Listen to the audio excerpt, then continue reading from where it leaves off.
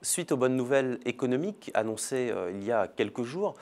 tant sur le front de l'emploi que de la croissance, de la consommation ou de l'investissement, nous avons demandé à notre échantillon de Français quelle devait être l'orientation budgétaire du gouvernement pour les prochains mois. Et nous leur avons demandé de se prononcer, en tout cas de choisir entre soit une redistribution des fruits de la croissance à travers de nouvelles baisses d'impôts, ou alors le maintien des efforts budgétaires et fiscaux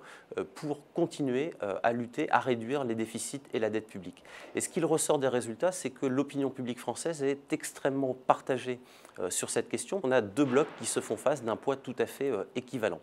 Ce qui est intéressant de voir, c'est qu'on a toutefois des lignes de clivage qui apparaissent au sein de la population et que toutes les catégories de population ne se prononcent pas de la même façon. On voit notamment que la France, la population active et plus particulièrement les personnes âgées de moins de 50 ans, se prononcent majoritairement en faveur d'une redistribution des fruits de la croissance, alors que les retraités qui sont plus attachés finalement à la solidité des finances de l'État, qui sont aussi perçues comme une garantie pour le financement de leur retraite, eh bien, les personnes âgées, les retraités, eux, sont majoritairement attachés à une poursuite des efforts budgétaires pour désendetter l'État et diminuer la dette publique. On voit également qu'en fonction des différentes catégories politiques, on a également des différences assez nettes. Les sympathisants de la droite et du centre se prononcent très majoritairement à plus de 6 sur 10 en faveur d'un maintien des efforts budgétaires et fiscaux. Ce n'est pas une surprise en soi, tant on avait vu notamment en 2012 que l'une des premières motivations du vote des électeurs de Nicolas Sarkozy et plus globalement des électeurs de la droite et du centre était vraiment la diminution des déficits publics. Donc en ce sens, il y a une cohérence dans leur réponse qui se vérifie encore aujourd'hui, 4 ans après l'élection présidentielle.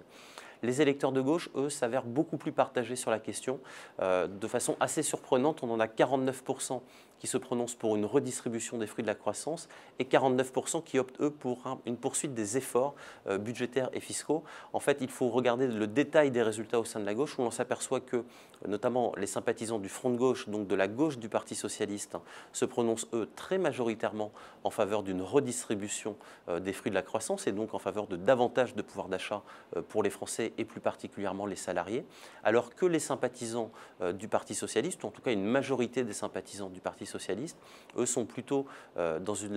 s'inscrivent plutôt dans la ligne gouvernementale, à savoir des efforts qui sont maintenus en faveur de la réduction de la dette et des déficits publics.